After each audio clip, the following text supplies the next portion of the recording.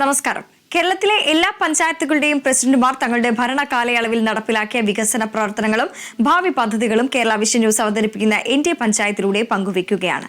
ഇന്നത്തെ അതിഥിയായി നമ്മളോടൊപ്പമുള്ളത് കൊല്ലം ജില്ലയിലെ ചിതറ ഗ്രാമപഞ്ചായത്ത് പ്രസിഡന്റ് മടത്തറ അനിലാണ്. എല്ലാവർക്കും എന്റെ പഞ്ചായത്തിലേക്ക് സ്വാഗതം.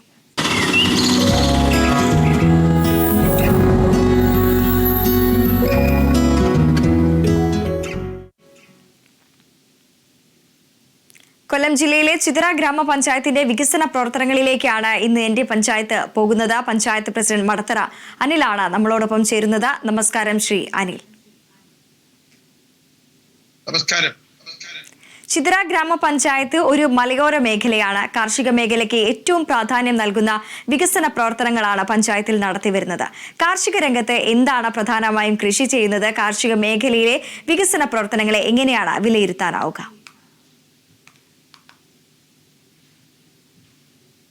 ചിതറ ഗ്രാമപഞ്ചായത്തിൽ വളരെ മലയോര മേഖലയുമായി ബന്ധപ്പെട്ട് നിൽക്കുന്ന ഒരു പഞ്ചായത്താണ്. ഈ പഞ്ചായത്തിൽ റബ്ബർ കൃഷിയും നെൽകൃഷിയും മറ്റ് ഇടവിള കൃഷികളുമായി ബന്ധപ്പെട്ട കാര്യത്തിൽ വിപുലമായി നടന്നു പോകുന്ന ഒരു പഞ്ചായത്താണ് നമ്മുടെ പഞ്ചായത്ത്. ഈ പഞ്ചായത്ത് ഭരണസമിതി അധികാരത്തിൽ വന്നതിന് ശേഷം ഈ രംഗത്ത് വലിയ നേട്ടങ്ങൾ കൈവരിക്കാൻ കഴിഞ്ഞു. അതിൽ വളരെ പ്രധാനപ്പെട്ട ഒന്ന് നെൽകൃഷിയുമായി ബന്ധപ്പെട്ട 2.5 ഹെക്ടർ മാത്രം ഉണ്ടായിരുന്ന നെൽകൃഷി ഇന്ന് 15.5 ഹെക്ടറിൽ കൃഷി ചെയ്യുന്ന രൂപത്തിലേക്കും പട്ടികവർഗ കേന്ദ്രങ്ങളിൽ കരിശായി കിടന്ന മുഴുവൻ നെൽവയലുകളും തൊഴിലുറപ്പ് തൊഴിലാളികളെ ഉപയോഗിച്ച് കൃഷിയോഗ്യമാക്കിക്കൊണ്ട് തന്നെ അവിടെ എല്ലാം കാർഷിക മേഖലയ്ക്കകത്ത് വലിയ നേട്ടങ്ങൾ സൃഷ്ടിച്ച കാലഘട്ടമാണ് ഈ കാലഘട്ടം. ഇഞ്ചി, മഞ്ഞൾ അടക്കത്തിന് മുൻതൂക്കം കൊടുത്തുകൊണ്ട് അതിൽ കൂടുതൽ വിളവ് ഉണ്ടാക്കുന്നതിനുള്ള പ്രവർത്തനങ്ങളും ആ മേഖലയിൽ നടത്തിയെടുക്കാൻ നമുക്ക് കഴിഞ്ഞിട്ടുണ്ട്. ബന്ധപ്പെട്ട കാര്യം 10,000 തെങ്ങും തൈ തൊഴിലുറപ്പ് തൊഴിലാളികളെ ഉൾപ്പെടുത്തിക്കൊണ്ട് കുറ്റ്യാടി തെങ്ങും തൈ വാങ്ങി ഇവിടെ കൊണ്ടുവരികയും അത് നട്ട് പരിപാലനം ചെയ്തതും തൊഴിലുറപ്പ് തൊഴിലാളികൾ ഉപയോഗിച്ച് നടത്തുകയും മറ്റും ചെയ്തിട്ടുണ്ട്. ഈ രംഗത്ത് തന്നെ പ്രധാനപ്പെട്ട ഒന്ന് ഇപ്പോൾ ഫലവൃക്ഷത്തായി തൊഴിലുറപ്പ് തൊഴിലാളികളെ ഉപയോഗിച്ച് കൊടുക്കുന്നതിന് വേണ്ടിയുള്ള തീരുമാനമെടുത്ത് അതിന് ടെൻഡർ നടപടികളെല്ലാം പൂർത്തീകരിച്ച് മുന്നോട്ട് പോവുകയാണ്. 3 കൊല്ലം കൊണ്ട് കായ്ക്കുന്ന പ്ലാവ്, മാവ്, കമുക് ഇതെല്ലാം വലിയ വൃക്ഷങ്ങളാകാതെ തന്നെ അതെല്ലാം ഫലപ്രദമായി നടപ്പാക്കാൻ വേണ്ടുന്ന പ്രവർത്തനങ്ങൾ തൊഴിലുറപ്പുമായി ബന്ധപ്പെടുത്തി നടത്തി മുന്നേറുകയാണ്. കാർഷിക മേഖലയ്ക്കകത്ത് വളരെ പ്രധാനപ്പെട്ട ഒന്ന് ഉത്പാദന മേഖലയിൽ ചില കാര്യങ്ങളിൽ സ്വയം പര്യാപ്തത കൈവരിക്കണമെന്ന ലക്ഷ്യമിട്ടുകൊണ്ടാണ് ഈ പഞ്ചായത്തിന്റെ പ്രവർത്തനങ്ങൾ ആരംഭിച്ചത്. ഉത്പാദന മേഖലയിൽ 40% തുക ചെലവഴിക്കുമ്പോൾ അതിൽ മൃഗാശുപത്രിയും കൃഷിഭവനുമാണ് മുഖ്യമായി വരുന്നത്. മൃഗാശുപത്രി വഴി ഇതുവരെ നമ്മൾ ഈ പറയുന്ന കന്നുകാലികളെ വിശേഷിച്ച പശു 325ഓളം പശുക്കളെ ഇതുവരെ വാങ്ങിക്കൊടുത്തു. വാങ്ങി അതുമായി ബന്ധപ്പെട്ട് 3600 ലിറ്റർ പാൽ പ്രതിദിനം അധികം ഉത്പാദിപ്പിക്കുന്ന പഞ്ചായത്തായി നമ്മുടെ പഞ്ചായത്ത് മാറി. ഈ കൊല്ലവും കൂടി 100 എണ്ണം കൂടി മേടിച്ചു കൊടുക്കുമ്പോൾ 5000 ലിറ്റർ പാൽ അധികം ഉത്പാദിപ്പിക്കുന്ന പഞ്ചായത്തായി നമ്മുടെ പഞ്ചായത്ത് മാറുകയാണ്. പഞ്ചായത്ത് പശുവിനെ വാങ്ങിയത് തന്നെ തമിഴ്നാട്ടിൽ നിന്നാണ്. തമിഴ്നാട്ടിൽ നിന്ന് പശുവിനെ വാങ്ങിയപ്പോൾ ചിതറ പഞ്ചായത്തിലെ പശുക്കളുടെ എണ്ണം കൂടി, പാലിന്റെ അളവും വർദ്ധിച്ചു. തുടർന്ന് വരുന്ന പഞ്ചായത്ത് ഭരണസമിതി തീർച്ചയായിട്ടും പാലിന്റെ മൂല്യവർദ്ധിത ഉൽപ്പന്നങ്ങൾ ഉത്പാദിപ്പിക്കുന്ന യൂണിറ്റുകൾ അടക്കം തുടങ്ങിക്കൊണ്ട് ക്ഷീര കർഷകർക്ക് കൂടുതൽ ഗുണം ചെയ്യുന്ന രൂപത്തിലേക്കുള്ള പദ്ധതികളും പ്രവർത്തനങ്ങളും നടത്തുന്നതിനെ കുറിച്ചുമാണ് ചിന്തിച്ചുകൊണ്ടേയിരിക്കുന്നത്. ഈ പ്രവർത്തനങ്ങളുമായി ബന്ധപ്പെട്ട കാര്യത്തിൽ മുട്ടയുടെ കാര്യത്തിൽ കോഴിമുട്ട ഇഷ്ടം പോലെ ഓരോ വാർഡിനകത്ത് 100 കുടുംബങ്ങൾക്ക് വീതം എല്ലാ കൊല്ലവും മുട്ടക്കോഴികളെ 5 കോഴി കുഞ്ഞുങ്ങളെ വിതരണം നടത്തിക്കൊണ്ടുള്ള പ്രവർത്തനങ്ങളാണ് നടത്തിയത്. ഈ കൊല്ലം പുതിയതായി തന്നെ ടർക്കി കോഴി 3000ഓളം ആളുകൾക്ക് കൊടുക്കാൻ കഴിയാവുന്ന രൂപത്തിൽ ടർക്കി കോഴിയുടെ വിതരണ പ്രവർത്തനങ്ങളും കൂടെ ടെൻഡറെല്ലാം നടപടികളായി. അതോടൊപ്പം തന്നെ വിതരണം ചെയ്യാനുള്ള നടപടികളും സ്വീകരിച്ച് വരികയാണ്. ആ രംഗത്തും വളരെ പ്രധാനപ്പെട്ട ഒന്നാണ്. അതുപോലെ തന്നെ മാംസത്തിന്റെ കാര്യത്തിൽ പോത്തുകുട്ടി എന്ന ഇനത്തിൽ ബന്ധപ്പെട്ട വാർഡുകളിലെല്ലാം പോത്തുകുട്ടി വിതരണം ചെയ്യാൻ കഴിഞ്ഞ കൊല്ലം തന്നെയും കിലോകളായി കിടക്കുകയാണ്. ഇക്കൊല്ലത്തും കൂടി ചേർത്ത് പോത്തുകുട്ടിയെയും മാംസാവശ്യത്തിന് വളർത്തി വിതരണം നടത്താൻ കഴിയുന്ന രൂപത്തിലേക്കുള്ള പ്രവർത്തനങ്ങളും ആ രംഗത്തും ഏറ്റെടുക്കാനും നടപ്പാക്കാനും പരിശ്രമിച്ചിട്ടുണ്ട്. അതുപോലെ തന്നെ പച്ചക്കറിയുടെ കാര്യത്തിലും സ്വയം പര്യാപ്തത കൈവരിക്കുക എന്ന ലക്ഷ്യത്തിനു വേണ്ടിയാണ് മൺചട്ടി പച്ചക്കറി കൃഷി ചെയ്യാൻ വേണ്ടി തീരുമാനിച്ചു. അതിന്റെ അടിസ്ഥാനത്തിൽ ഇപ്പോൾ തന്നെ ഒരു വാർഡിന്റെ അകത്ത് 400ഓളം മൺചട്ടികൾ ഇതുവരെ വിതരണം നടത്തിയിട്ടുണ്ട്. അവിടെ എല്ലാം ശുദ്ധമായ ജൈവവളം ഉപയോഗിച്ചുള്ള പച്ചക്കറി ഉത്പാദിപ്പിച്ച് ആളുകൾ കഴിക്കുന്നു. ക്യാൻസർ രോഗങ്ങളെ പോലെയുള്ള ചെറുക്കാൻ വല്ല മുൻകൈ പ്രവർത്തനമാണ് ആ രംഗത്തും ഏറ്റെടുത്തുള്ളത്. ഇടവിള കൃഷിയുമായി ബന്ധപ്പെട്ട എല്ലാ മേഖലയ്ക്കകത്തും കാര്യമായ പ്രവർത്തനങ്ങൾ കൃഷിയുമായി ബന്ധപ്പെട്ട കാര്യത്തിൽ നടത്തി മുന്നേറുകയാണ് ഈ പഞ്ചായത്ത്. തീർച്ചയായും. ഒപ്പം തന്നെ ഈ മൺചട്ടികൾ അടക്കം തന്നെ വിതരണം ചെയ്തുകൊണ്ടുള്ള പ്രവർത്തനങ്ങളും പഞ്ചായത്തിൽ നടപ്പിലാക്കുന്നുണ്ട് അല്ലേ? അതെ അതെ അതെ മൺചട്ടിയാണ് കാലത്ത് ഒരു കൊല്ലം 100 എണ്ണം വീതം വെച്ച് ഓരോ വാർഡിലും 400 എണ്ണം വീതം ഇതുവരെ കൊടുത്തിട്ടുണ്ട്. തീർച്ചയായും. മലയോര കാർഷിക മേഖലയാണ്. ഈ വന്യജീവി ആക്രമണം എല്ലാം തന്നെ എത്രത്തോളം ഈ കർഷകരെ ബാധിക്കുന്നുണ്ട്, പഞ്ചായത്തിനെ എത്രത്തോളമാണ് ബാധിക്കുന്നത്? ഈ വന്യജീവി ആക്രമണം തടയുന്നതിന് വേണ്ടിയുള്ള പ്രവർത്തനങ്ങളെല്ലാം തന്നെ ഏത് രീതിയിലാണ് പഞ്ചായത്തിൽ നടപ്പിലാക്കി വരുന്നത്? വനവുമായി ബന്ധപ്പെട്ടും എണ്ണപ്പന തോട്ടവുമായി ബന്ധപ്പെട്ടുമുള്ള പഞ്ചായത്താണ് നമ്മുടെ പഞ്ചായത്ത്. പന്നി, കുരങ്ങ്, മയില് ഇതെല്ലാം വലിയ ബുദ്ധിമുട്ടുകൾ ഉണ്ടാക്കുന്നതാണ്. പന്നിയെ വെടിവെക്കാൻ വേണ്ടുന്നുള്ള ഉത്തരവ് പഞ്ചായത്ത് പ്രസിഡന്റ് എന്ന നിലയിൽ കൊടുക്കുകയും നിരവധി തവണ വെടിവെക്കുകയും മറ്റുമെല്ലാം ചെയ്തിട്ടുണ്ട്. ആ പ്രവർത്തനങ്ങളുമായി ബന്ധപ്പെട്ട് മുന്നോട്ട് പോവുകയാണ്. സോളാർ ഫെൻസിംഗ് അടക്കമുള്ള പ്രവർത്തനങ്ങളും ആ രംഗത്ത് വളരെ മെച്ചപ്പെട്ട നിലവാരത്തിൽ മുന്നോട്ട് പോവുകയാണ് പഞ്ചായത്ത്. തീർച്ചയായും. കാർഷിക മേഖലയിലെ സമഗ്ര വികസനവും ലക്ഷ്യമിട്ടുകൊണ്ടുള്ള പ്രവർത്തനങ്ങളാണ് ചിതറ ഗ്രാമപഞ്ചായത്ത് നടപ്പിലാക്കി വരുന്നത്. പ്രത്യേകിച്ച് ഈ നെല്ല്, റബ്ബർ, വാഴ തുടങ്ങിയിട്ടുള്ള കാർഷിക ഇനങ്ങളെല്ലാം തന്നെ ഉൽപ്പാദിപ്പിക്കുന്നു. ഒപ്പം തന്നെ ക്ഷീരമേഖലയ്ക്കും അതീവ പ്രാധാന്യം നൽകിക്കൊണ്ടുള്ള പ്രവർത്തനങ്ങളെല്ലാം തന്നെയാണ് നടപ്പിലാക്കി വരുന്നത്. അതിൽ എടുത്തു പറയേണ്ടത് ഈ മഴക്കാലമാണ്. വെള്ളം കയറുന്ന പ്രദേശമുണ്ടോ, മണ്ണിടിച്ചിൽ സാധ്യതയുള്ള പ്രദേശങ്ങളുണ്ടോ? ഈ ദുരന്ത നിവാരണ പ്രവർത്തനങ്ങളെല്ലാം തന്നെ എങ്ങനെയാണ് ഏകോപിപ്പിക്കുന്നത്? മഴക്കാലവുമായി ബന്ധപ്പെട്ട കാര്യത്തിൽ തൊഴിലുറപ്പ് തൊഴിലാളികളെ ഉപയോഗിച്ച് റോഡുകളും അതുപോലുള്ള മഴവെള്ളം എല്ലാം ഒഴുകി പോകുന്നതിന് വേണ്ടുന്ന സംവിധാനങ്ങളെല്ലാം തന്നെ ചെയ്തിട്ടുണ്ട്. നമ്മുടെ പഞ്ചായത്തിൽ അങ്ങനെ മണ്ണിടിച്ചിൽ ഉണ്ടാകാനുള്ള സാധ്യതകളൊന്നും തന്നെ പ്രധാനമായിട്ടില്ല. തീർച്ചയായും. ഒപ്പം തന്നെ എടുത്തു പറയേണ്ടത് സമ്പൂർണ്ണ മാലിന്യമുക്ത പഞ്ചായത്തായി പ്രഖ്യാപിച്ചിരിക്കുന്നല്ലോ. ഈ വലിച്ചെറിയൽ മുക്ത പഞ്ചായത്ത് എന്നിങ്ങനെയെല്ലാം പ്രഖ്യാപനങ്ങളിൽ ഒതുങ്ങാതെ ഇപ്പോഴും അതിനായുള്ള പ്രവർത്തനങ്ങൾ ഏത് രീതിയിലാണ് പഞ്ചായത്തിൽ നടപ്പിലാക്കി വരുന്നത്? ഹരിതകർമ്മസേന എന്ന് പറയുന്ന ഒരു സേനയെ തന്നെ സൃഷ്ടിച്ചുകൊണ്ട് ഒരു വാർഡിൽ 2 പേര് വീതം വെച്ചുകൊണ്ടുള്ള മാലിന്യമുക്തമാക്കുന്നതിനുള്ള പ്രവർത്തനങ്ങൾ വളരെ വേഗതയിൽ നടക്കുകയാണ്. ഇപ്പോൾ തന്നെ ഏകദേശം 90-95% വീടുകളിൽ നിന്ന് യൂസർ ഫീ അടക്കം പിരിച്ചുകൊണ്ട് പ്രതിമാസം 15,000 രൂപ വരെ വരുമാനം കിട്ടുന്ന ഒരു നിലവാരത്തിലേക്ക് ഹരിതകർമ്മസേന അംഗങ്ങൾ മാറിയിട്ടുണ്ട്. പൊതുവെ പ്ലാസ്റ്റിക്, കുപ്പിച്ചില്ല്, പഴയ തുണി, ബാഗ്, ചെരുപ്പ്, കുപ്പികൾ ഇതെല്ലാം തന്നെ ഹരിതകർമ്മസേനകൾ വീടുകളിൽ പോയി എല്ലാ മാസവും അതെല്ലാം സംഭരിച്ചു കൊണ്ടുവന്ന് ഗ്രീൻ കേരള കമ്പനിക്ക് അതെല്ലാം വിതരണം ചെയ്യുകയും മറ്റുമെല്ലാം ചെയ്തുകൊണ്ടിരിക്കുന്ന പ്രവർത്തനങ്ങൾ നടന്നു വരികയാണ്. ഇപ്പോൾ തന്നെ ജംഗ്ഷനുകളിലെല്ലാം തന്നെ നമ്മൾ ചില പ്ലാസ്റ്റിക് ഇടാനുള്ള ബോക്സുകൾ, പേപ്പർ ഇടാനുള്ള ബോക്സുകൾ സ്ഥാപിച്ചിട്ടുണ്ട്. ഇപ്പോൾ തന്നെ ഈ കുപ്പി ഇടാന്നതിന് വേണ്ടുന്ന ബോട്ടിൽ ആളുകളുടെ പണി നടന്നുകൊണ്ടിരിക്കുന്നു. ഇപ്പൊ തന്നെ അതും ജംഗ്ഷനുകളിൽ സ്ഥാപിക്കാൻ വേണ്ട നിലവാരത്തിലും പ്രവർത്തനങ്ങൾ നടന്നു വരികയാണ്. തീർച്ചയായും. ഈ വീടുകൾ കയറിക്കൊണ്ടുള്ള പ്രവർത്തനങ്ങളെല്ലാം തന്നെ ഈ ഹരിതകർമ്മ സേനാംഗങ്ങൾ കൃത്യമായി തന്നെ നിർവഹിക്കുന്നുണ്ട്. യൂസർ ഫീ എല്ലാം തന്നെ കൃത്യമായി നൽകാൻ സാധിക്കുന്നുണ്ട്. ഈ MCFകളും ബയോബിന്നുകളും എല്ലാം തന്നെ സ്ഥാപിക്കുന്ന പ്രവർത്തനങ്ങളെല്ലാം തന്നെ ഏത് രീതിയിലാണ് പഞ്ചായത്തിൽ പുരോഗമിച്ചു വരുന്നത്? ഒരു പരിമിതിയുള്ളത് MCFുമായി ബന്ധപ്പെട്ട കാലത്ത് MCFിന്റെ പണി നടത്തി അതുമായി ബന്ധപ്പെട്ട് നടക്കുന്നെങ്കിലും കുറച്ചുകൂടി വിപുലമായ ഒരു MCF പണിയണം എന്നുള്ള ചിന്തയിൽ ഇപ്പോൾ പ്രോജക്റ്റ് പൈസ വെച്ച് ഉടൻ തന്നെ സ്ഥലം വാങ്ങി അവിടെ MCF പണിയാൻ വേണ്ടി 45 ലക്ഷം രൂപ പ്രോജക്റ്റിൽ വകയിരുത്തി വെച്ചിട്ടുണ്ട്. അതിന്റെ പ്രവർത്തനങ്ങൾ ഉടൻ തന്നെ നടക്കും. തീർച്ചയായും. അത്തരത്തിൽ നിരവധിയായിട്ടുള്ള പ്രവർത്തനങ്ങളാണ് പഞ്ചായത്തിന്റെ ഭാഗത്ത് നിന്നും ഉണ്ടാകുന്നത്. ഈ കുടിവെള്ളത്തിന് ഏതെങ്കിലും തരത്തിലുള്ള ക്ഷാമം അനുഭവിക്കുന്ന പഞ്ചായത്താണോ? ഇപ്പോൾ നമ്മുടെ പഞ്ചായത്തിൽ നമ്മൾ ഉൾപ്പെടുത്തിക്കൊണ്ട് ജലജീവൻ പദ്ധതി വഴിയുള്ള പ്രവർത്തനങ്ങൾ നടന്നുകൊണ്ടേയിരിക്കുന്നു. എല്ലാ വീടുകളിലും കുടിവെള്ളം എത്തിക്കുക എന്നുള്ള പ്രവർത്തനങ്ങളുമായി ബന്ധപ്പെട്ട കാര്യത്തിൽ നമ്മുടെ പഞ്ചായത്ത് തന്നെ ഒരു ചിതറ കുടിവെള്ള പദ്ധതി എന്ന് പറയുന്ന ഒരു പദ്ധതി തന്നെ നമ്മുടെ പഞ്ചായത്തിലുണ്ട്. അത് കുറച്ചുകൂടി വിപുലപ്പെടുത്തുവാനും ഒരു 22 കോടിയോളം രൂപ ചെലവഴിച്ചുകൊണ്ടുള്ള വലിയൊരു വിസ്തൃതമായ പദ്ധതി നടപ്പാക്കാൻ വേണ്ടി എല്ലാ വീട്ടിലും കുടിവെള്ളം എത്തിക്കാൻ വേണ്ട നിലവാരത്തിലുള്ള പ്രവർത്തനങ്ങൾ നടന്നു വരും. പൊതുജലാശയ സംരക്ഷണം എല്ലാം തന്നെ എത്രത്തോളമാണ് നടപ്പിലാക്കുന്നത്? പ്രത്യേകിച്ച് ഈ ടൂറിസം മേഖലയുമായി ബന്ധപ്പെടുത്തിക്കൊണ്ടുള്ള ഏതെങ്കിലും പൊതുജലാശയങ്ങളുണ്ടോ? അത്തരത്തിൽ ഈ പൊതുജലാശയ സംരക്ഷണവുമായി ബന്ധപ്പെടുത്തിക്കൊണ്ടുള്ള പ്രവർത്തനങ്ങൾ എങ്ങനെയാണ് പഞ്ചായത്തിൽ നടപ്പിലാക്കുന്നത്? നമുക്ക് ബന്ധപ്പെട്ട കാര്യത്തിൽ എണ്ണപ്പനയിലാണ് ബന്ധപ്പെട്ട വഴി ഒരു സ്രോതസ് ഉള്ളത്. അത് ബന്ധപ്പെട്ട ഇട്ടിവ പഞ്ചായത്തിന്റെയും ചിത്ര പഞ്ചായത്തിന്റെയും ബോർഡറിലായി പ്രവർത്തിക്കുന്ന ഒന്നാണത്. അവിടെ നമ്മളതിന്റെ സാധ്യതകൾ കണ്ടെത്താൻ വേണ്ടി പരിശ്രമിക്കുകയാണ്. ആ സാധ്യത ഇപ്പൊ തന്നെ കണ്ണങ്കോട് എന്ന് പറയുന്ന സ്ഥലത്ത് ഒരു കുന്നുണ്ട്, അപ്പൂപ്പൻ കുന്ന്. ആ അപ്പൂപ്പൻ കുന്നിൽ നമ്മൾ ചിത്രശല പാർക്ക് സ്ഥാപിക്കുന്നതിന് വേണ്ടുന്ന പ്രവർത്തനങ്ങളുമായി ബന്ധപ്പെട്ട റവന്യൂ വകുപ്പിനോട് അനുവാദം ചോദിച്ചിരിക്കുകയാണ്. അതുപോലെ തന്നെ ആയിരവല്ലി കുന്ന് എന്ന് പറയുന്ന ഒരു പാറ, ആ പാറക്കുന്നുമായി ബന്ധപ്പെട്ട കാര്യത്തിലും ഫലവൃക്ഷത്തൈകളെല്ലാം നട്ട് അവിടെയും ഒരു ടൂറിസത്തിന്റെ പാക്കേജ് ഉണ്ടാക്കാൻ വേണ്ടിയുള്ള സംവിധാനങ്ങളും നടത്തിക്കൊണ്ടേയിരിക്കുകയാണ്. റോഡുകളെല്ലാം തന്നെ ഗതാഗത യോഗ്യമാക്കാൻ പഞ്ചായത്തിനായിട്ടുണ്ടോ?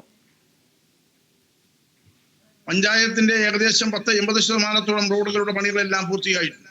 ഈ കൊല്ലവും പുതിയ ടെൻഡർ വർക്കുകളെല്ലാം നടന്നുകൊണ്ടിരിക്കുകയാണ്. ആ രംഗത്തൊരു വലിയ ഒരു കുതിച്ചുചാട്ടം തന്നെ പഞ്ചായത്ത് നടത്തിയിരിക്കുകയാണ്. തൊഴിലുറപ്പിന്റെ സാധ്യതകൾ പരമാവധി പ്രയോജനപ്പെടുത്തിക്കൊണ്ട് കോടിക്കണക്കിന് രൂപയുടെ വികസന പ്രവർത്തനങ്ങൾ, റോഡിന്റെ വികസന പ്രവർത്തനമാണ് നടത്തിയത്. മണ്ണ് റോഡുകളില്ലാത്ത പഞ്ചായത്തായി നമ്മുടെ പഞ്ചായത്തിനെ പ്രഖ്യാപിക്കുന്ന നിലവാരത്തിലുള്ള പ്രവർത്തനങ്ങൾ വളരെ വേഗതയിൽ നടന്നു വരുന്നു. ഇപ്പൊ തന്നെ 62ഓളം റോഡുകൾ വീണ്ടും തൊഴിലുറപ്പിൽ ഉൾപ്പെടുത്തി ടെൻഡർ നടപടികൾ നടത്താൻ വേണ്ടുന്നുള്ള TSനും കൊടുത്തിരിക്കുകയാണ്. ഉടൻ തന്നെ അതിന്റെ ടെൻഡർ നടപടികളും കൂടി പൂർത്തിയാകും. നമ്മുടെ ഇൻവെസ്റ്റ് ഫണ്ടുകളും നമ്മുടെ പഞ്ചായത്തിന്റെ തനത് ഫണ്ടും പ്ലാൻ ഫണ്ടും എല്ലാം ആ റോച്ചാത്തല മേഖലയുമായി ബന്ധപ്പെട്ട റോഡുകൾക്ക് ഉപയോഗിച്ചുകൊണ്ടുള്ള വലിയ പ്രവർത്തനങ്ങളാണ് ആ രംഗത്തും നടത്തിക്കൊണ്ടിരിക്കുന്നത്. ഈ തെരുവ് വിളക്കുകളെല്ലാം തന്നെ സ്ഥാപിക്കുക, അതോടൊപ്പം തന്നെ ക്യാമറകളെല്ലാം സ്ഥാപിച്ചുകൊണ്ടുള്ള പ്രവർത്തനങ്ങളും അത്തരത്തിൽ ഇതെല്ലാം സ്ഥാപിക്കാൻ പഞ്ചായത്തിനായിട്ടുണ്ടോ? തെരുവ് വിളക്കുകളുമായി ബന്ധപ്പെട്ട കാര്യത്തിൽ കഴിഞ്ഞ കൊല്ലം അങ്ങേ കൊല്ലം തന്നെ നമ്മൾ തെരുവ് വിളക്കുകളുമായി ബന്ധപ്പെട്ട പ്രധാനപ്പെട്ട മെയിൻ റോഡുകളിലെല്ലാം 30 വോൾട്സിന്റെ ബൾബുകൾ ഇട്ട് 2 കൊല്ലത്തെ ഗ്യാരന്റിയോട് കൂടിയുള്ള വെളിച്ചം എന്ന് പറയുന്ന ഒരു പ്രോഗ്രാം തന്നെ നടപ്പാക്കി. ഈ കഴിഞ്ഞ കൊല്ലവും ഇക്കൊല്ലവുമായി ബന്ധപ്പെട്ട വീണ്ടും 30 ലക്ഷം രൂപ തെരുവ് വിളക്കിന് വേണ്ടി മാത്രം വാർഡുകളിലെ ഉൾപ്രദേശങ്ങളിൽ കൂടി ഈ ലൈറ്റുകൾ സ്ഥാപിക്കുന്നതിന് വേണ്ടുന്ന പ്രവർത്തനങ്ങളുമായി ബന്ധപ്പെട്ട് മുന്നോട്ട് പോയിക്കൊണ്ടിരിക്കുകയാണ്. തീർച്ചയായും അങ്ങനെ പഞ്ചായത്തിന്റെ വിവിധ വികസന പ്രവർത്തനങ്ങളാണ് ഇപ്പോൾ പങ്കുവെച്ചുകൊണ്ടിരിക്കുന്നത്. ഇനി ഭിന്നശേഷി വിദ്യാർത്ഥികൾക്കായിട്ടുള്ള ഏതെങ്കിലും തരത്തിലുള്ള പദ്ധതികൾ എല്ലാം തന്നെ ആവിഷ്കരിച്ചു വരുന്നത്? ഭിന്നശേഷി വിദ്യാർത്ഥികളുടെ എണ്ണം വളരെ കൂടുതലാണ് നമ്മുടെ പഞ്ചായത്ത്. അവർക്ക് വേണ്ടുന്ന ബഡ് സ്കൂൾ തുടങ്ങുന്നതിന് വേണ്ടുന്നുള്ള ആലോചനയിലും ചിന്തയുമാണ് പഞ്ചായത്ത്. തിരിച്ച് പഞ്ചായത്ത് 92-ൽ വിലയ്ക്ക് വാങ്ങിയ ഭൂമിക്കകത്ത് കിടക്കുന്ന സ്ഥലത്ത് ഒരു ബഡ് സ്കൂൾ പണിയുന്നതിന് വേണ്ടി അതിന്റെ പോക്കുവരവ് നടപടികളുമായി ബന്ധപ്പെട്ട റവന്യൂ ഡിപ്പാർട്ട്മെന്റ് കയ്യിലാണ്. കിട്ടിയാലുടൻ തന്നെ ബന്ധപ്പെട്ട മന്ത്രി നമ്മുടെ കിഞ്ചുറാണി സഖാവ് തന്നെ ആ ബഡ് സ്കൂളിന്റെ കെട്ടിടത്തിന് വേണ്ടുന്ന പണം ഉൾക്കൊള്ളാം എന്ന് വരെ ഏറ്റിട്ടുണ്ട്. ഉടൻ തന്നെ ആ പ്രവർത്തനങ്ങൾ നടക്കും. കുട്ടികൾക്കായിട്ടുള്ള കലോത്സവങ്ങളെല്ലാം തന്നെ ഭിന്നശേഷി കലോത്സവം തന്നെ കൃത്യമായി നടപ്പാക്കാൻ പഞ്ചായത്തിന് സാധിക്കാറുണ്ടോ? ഞങ്ങൾ എല്ലാ കൊല്ലവും ഭിന്നശേഷി കലോത്സവവും ബന്ധപ്പെട്ട അംഗൻവാടി കലോത്സവവും അടക്കമുള്ള എല്ലാം നടത്തി വരുന്നൊരു പഞ്ചായത്താണ്. കേരളോത്സവം വളരെ വിപുലമായിട്ട് ദിവസങ്ങളെടുത്താണ് കേരളോത്സവം നടത്തുകയും മറ്റുമെല്ലാം ചെയ്തുകൊണ്ടിരിക്കുന്നത്. അതിലെല്ലാം മികവാർന്ന പ്രവർത്തനങ്ങളാണ് പഞ്ചായത്ത് നടപ്പായിക്കൊണ്ടിരിക്കുന്നത്. തീർച്ചയായും ആരോഗ്യരംഗത്തെ നേട്ടങ്ങൾ എന്തൊക്കെയാണ്? പ്രത്യേകിച്ച് ഈ പാലിയേറ്റീവ് കെയറുമായി ബന്ധപ്പെടുത്തിക്കൊണ്ട് ഈ പഞ്ചായത്തിലെ മുഴുവൻ പാലിയേറ്റീവ് രോഗികൾക്കുമായിട്ടുള്ള സഹായങ്ങളെല്ലാം തന്നെ സഹായ ഉപകരണങ്ങൾ എത്തിക്കാനെല്ലാം പഞ്ചായത്തിനാകുന്നുണ്ടോ? തീർച്ചയായും അതിനുവേണ്ടി പ്രത്യേകമായ പദ്ധതി വയ്ക്കുമ്പോൾ തന്നെ പാലിയേറ്റീവുമായി ബന്ധപ്പെട്ട കാര്യത്തിൽ പ്രോജക്റ്റ് വെച്ച് എല്ലാ കൊല്ലവും അവരുടെ പരിചരണവും അതുമായി ബന്ധപ്പെട്ട കാര്യത്തിലുണ്ട്. ഈ ചിത്ര പഞ്ചായത്തിനെ സംബന്ധിച്ച് ഒരു പ്രത്യേകതയുള്ളത് 2 ആശുപത്രികളുണ്ട്. ആശുപത്രികൾ എന്ന് പറയുമ്പോൾ നമ്മുടെ കുടുംബാരോഗ്യ കേന്ദ്രങ്ങൾ 2 ഉണ്ട്. അത് മറ്റു പഞ്ചായത്തുകളൊക്കെ ഒന്നുള്ളപ്പോൾ നമുക്ക് 2 പഞ്ചായത്തുണ്ട്. ആ 2 പഞ്ചായത്തിലും ആർദ്രം ജീവനക്കാരെ അടക്കം പഞ്ചായത്ത് ഡോക്ടർമാരെ അടക്കം വെച്ചുകൊണ്ട് 3 ഡോക്ടർമാരുടെ സേവനം ഫലപ്രദമായി നടപ്പാകും. രാവിലെ മുതൽ 6 മണി വരെ OP പ്രവർത്തിക്കുന്നു. ആവശ്യമായ മുഴുവൻ മരുന്നും പഞ്ചായത്ത് പദ്ധതികൾ വെച്ച് തന്നെ വാങ്ങിക്കൊടുത്തുകൊണ്ടുള്ള പ്രവർത്തനങ്ങളാണ് നടക്കുന്നത്. 2 ആശുപത്രികളും കേന്ദ്ര അവാർഡുകൾ കരസ്ഥമാക്കിയ ഹോസ്പിറ്റലുകളായി അത് മാറിയിട്ടുണ്ട്. തീർച്ചയായും മഴക്കാലമാണ്. ഈ ജലജന്യ രോഗങ്ങളെല്ലാം തന്നെ പടരുന്ന ഒരു സാഹചര്യമാണ് നിലവിലുള്ളത്. അത്തരത്തിൽ ഈ ആശാ വർക്കർമാരെ എല്ലാം തന്നെ കൂടുതൽ അവരുടെ സേവനങ്ങൾ ഉപയോഗപ്പെടുത്തിക്കൊണ്ട് വീടുകൾ കയറിയിറങ്ങിയുള്ള സർവേകളെല്ലാം തന്നെ ആരംഭിച്ചിട്ടുണ്ടോ? ആ പ്രവർത്തനങ്ങളെല്ലാം തന്നെ നല്ല രീതിയിൽ തന്നെയാണോ മുന്നോട്ട് പോകുന്നത്? മഴക്കാല ശുചീകരണ പ്രവർത്തനവുമായി ബന്ധപ്പെട്ട് ആരോഗ്യ പ്രവർത്തകരുടെയും ആശാ വർക്കർമാരുടെയും വിപുലമായ യോഗങ്ങൾ വിളിച്ചു ചേർക്കുകയും ഒരു മുൻകരുതൽ നിലവാരത്തിൽ അവർക്കെല്ലാം ബന്ധപ്പെട്ട വീടുകളിൽ നടക്കുകയും ശുചിത്വ പ്രവർത്തനങ്ങളും ബാക്കി എല്ലാം ഏറ്റെടുക്കുകയും നടപ്പാക്കുകയും ചെയ്തിട്ടുണ്ട്. അനൗൺസ്മെന്റ് നടത്തി ജനങ്ങളെ ഒരു മുൻകരുതൽ നിലവാരത്തിൽ കൊതുക് ശല്യങ്ങൾ ഒഴിവാക്കുന്നതിനും വേണ്ടുന്നുള്ള കാര്യങ്ങളെല്ലാം അനൗൺസ്മെന്റ് എല്ലാം നടത്തി പ്രവർത്തനങ്ങൾ ഏറ്റെടുത്ത് മുന്നോട്ട് പോവുകയാണ്. തീർച്ചയായും അത്തരത്തിൽ ആരോഗ്യ മേഖലയിലും സമഗ്രമായിട്ടുള്ള വികസന പ്രവർത്തനങ്ങളാണ് പഞ്ചായത്ത് മുന്നോട്ട് വെക്കുന്നത്. കൊല്ലം ജില്ലയിൽ ചിത്ര ഗ്രാമപഞ്ചായത്തിന്റെ വികസന നേട്ടങ്ങളാണ് പ്രസിഡന്റ് നമ്മളോട് പങ്കുവെക്കുന്നത്. നേരത്തെ നമ്മൾ ആരോഗ്യ രംഗവുമായി ബന്ധപ്പെടുത്തിക്കൊണ്ട് നിരവധി പ്രവർത്തനങ്ങളാണ് പഞ്ചായത്ത് നടപ്പിലാക്കി വരുന്നത് എന്ന് പറഞ്ഞു. ഇപ്പോൾ ഈ വിദ്യാഭ്യാസ മേഖലയുമായി ബന്ധപ്പെടുത്തിക്കൊണ്ട് സ്കൂളുകളുടെ പ്രവർത്തനങ്ങളെല്ലാം തന്നെ ഏത് രീതിയിലാണ് നടപ്പിലാക്കി വരുന്നത്? പ്രത്യേകിച്ച് കുട്ടികൾക്കായിട്ടുള്ള പഠനോപകരണങ്ങളെല്ലാം തന്നെ നൽകാൻ പഞ്ചായത്തിനാകുന്നുണ്ടോ? അംഗനവാടികളെല്ലാം കേന്ദ്രീകരിച്ചുകൊണ്ടുള്ള പ്രവർത്തനങ്ങളും എങ്ങനെയാണ് വിലയിരുത്താനാവുക? പഞ്ചായത്തിന് വിട്ടുകിട്ടിയ LP UP വിഭാഗങ്ങളാണ് വിദ്യാഭ്യാസ മേഖലയിൽ പഞ്ചായത്തിന് വിട്ടുകിട്ടിയിട്ടുള്ളത്. ആ സ്കൂളുകളുമായി ബന്ധപ്പെട്ട കാര്യങ്ങളിലെല്ലാം തന്നെ പ്രവർത്തനങ്ങൾ ഏറ്റെടുക്കുകയും നടപ്പാക്കുകയും ചെയ്തുകൊണ്ടിരിക്കുന്നു. പ്രഭാത ഭക്ഷണം ഉൾപ്പെടെ ഉള്ള കാര്യങ്ങൾ കുട്ടികൾക്ക് കൊടുത്തുകൊണ്ടും അതിനുവേണ്ടുന്ന പദ്ധതി പ്രോജക്റ്റുകൾ തയ്യാറാക്കി കൊടുത്തുകൊണ്ടുമാണ് പ്രവർത്തനങ്ങൾ നടക്കുന്നത്.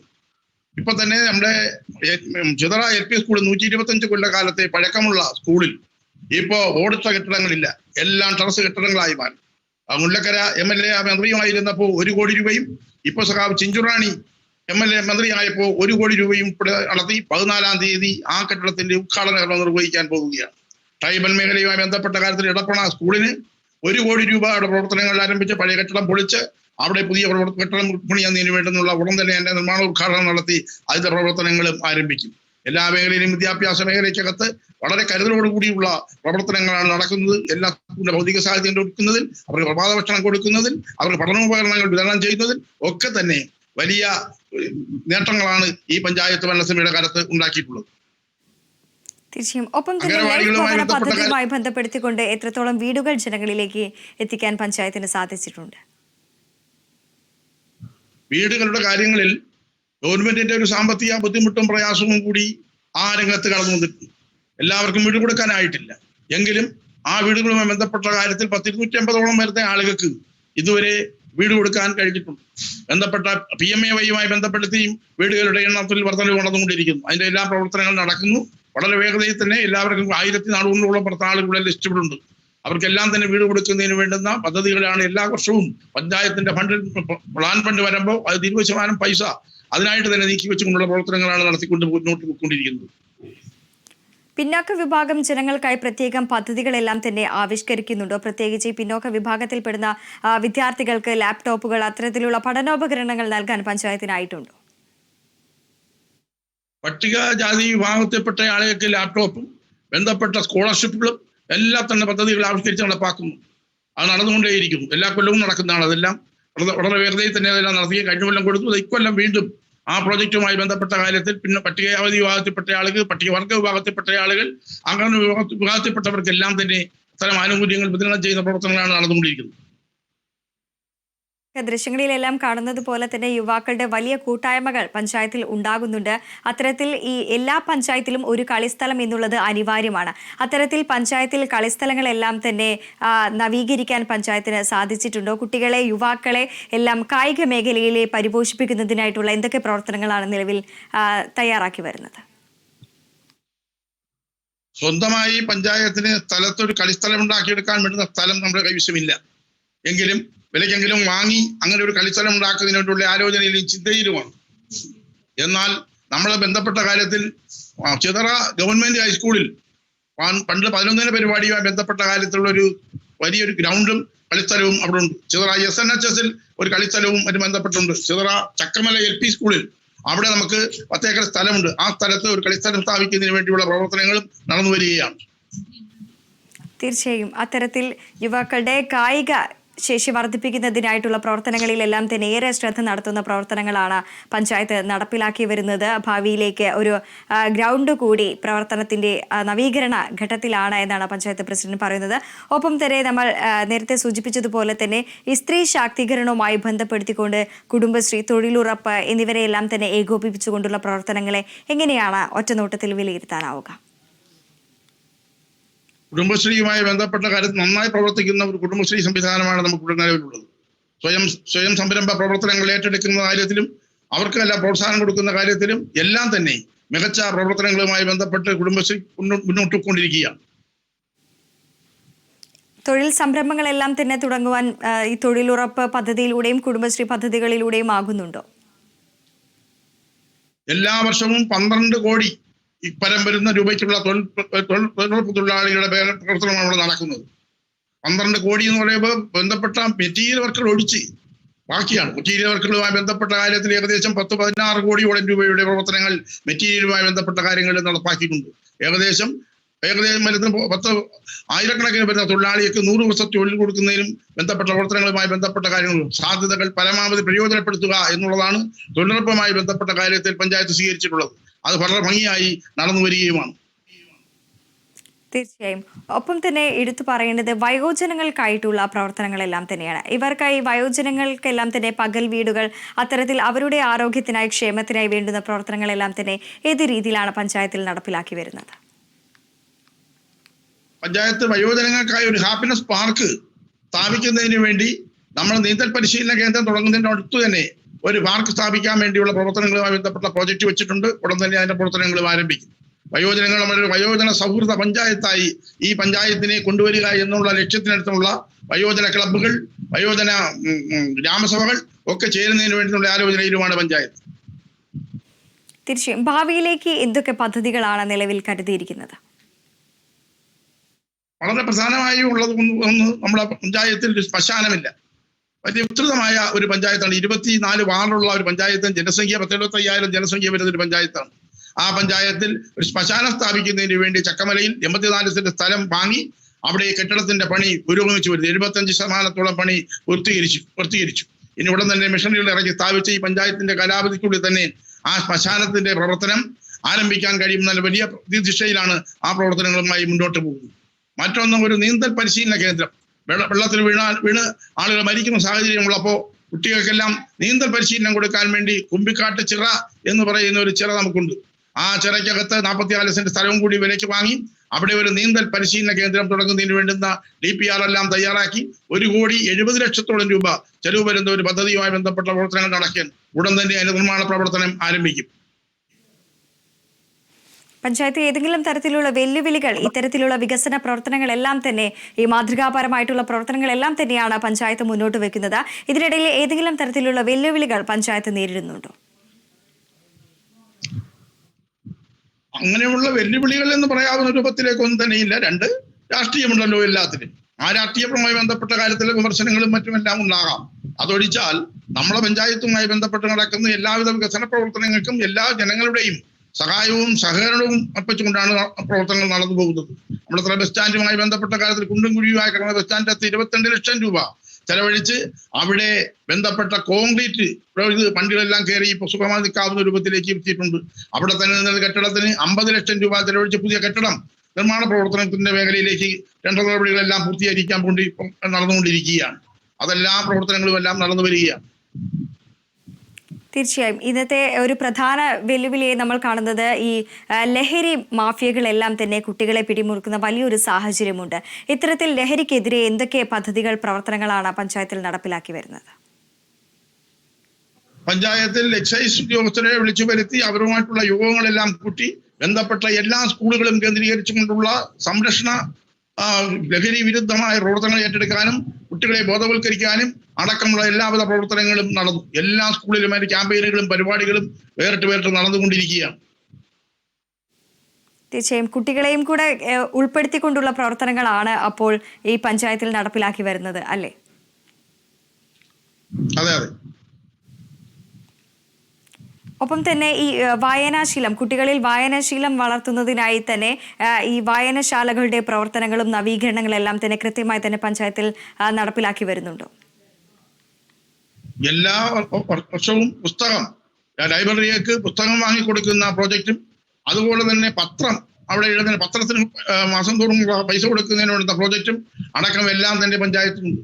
ബന്ധപ്പെട്ട വായനശാലകളിലെല്ലാം തന്നെ പ്രവർത്തനം നടക്കുന്നതോടൊപ്പം തന്നെ പുതിയ ഒരു സാംസ്കാരിക നിലയം തന്നെ ഐരക്കുഴി വാർഡിന്റെ അകത്ത് കണ്ണങ്കോട് പുതുതായിട്ട് പണിയുകയും അത് സ്ഥാപിക്കുകയും ചെയ്ത് അതിന്റെ പ്രവർത്തനങ്ങളുമായി ബന്ധപ്പെട്ട് മുന്നോട്ട് പോവുകയാണ്. അതെല്ലാം തീർച്ചയായും അത്തരത്തിൽ നിരവധിയായിട്ടുള്ള പ്രവർത്തനങ്ങളാണ് പഞ്ചായത്തിൽ നടപ്പിലാക്കി വരുന്നത്. പ്രത്യേകിച്ചും കാർഷിക മേഖലയ്ക്കും വിദ്യാഭ്യാസ മേഖലയ്ക്കും എല്ലാം തന്നെ പ്രത്യേക ഊന്നൽ നൽകിക്കൊണ്ടുള്ള പ്രവർത്തനങ്ങൾ തന്നെയാണ് നടപ്പിലാക്കി വരുന്നത്.